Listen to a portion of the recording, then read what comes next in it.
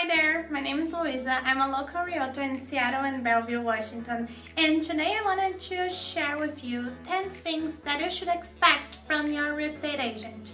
I will start with the 6 fiduciary duties that any realtor has with any buyers or sellers that they start an agent's relationship with. And the number 1 is obedience. We must obey your requests.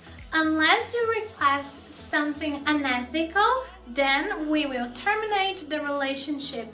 Otherwise, we must obey your requests.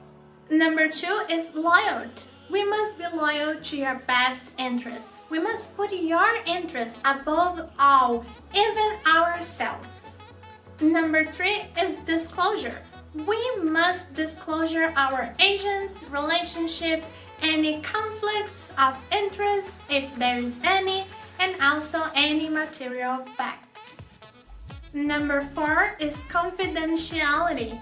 We must not disclose any information that we learn about you or your property during the transaction, even after the transaction is terminated. Number 5 is accountability. We must be accountable for all documents and funds. Number 6 is reasonable care and skills. You have an expectation about the transaction. We must use all of our skills in a timely manner so we match with your expectations on the transaction. And I want to go a little further and talk to you about other things that are not fiduciary duties but are extremely important for the transaction to happen in the best way. Number 7 is communication.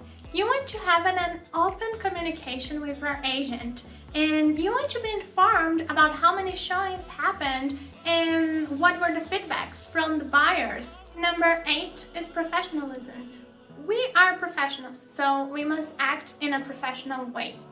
Number 9 is marketing and strategy. If I tell you that I can sell your property, I must be able to show you what I'm gonna do to sell your property. And number 10 is negotiation skills.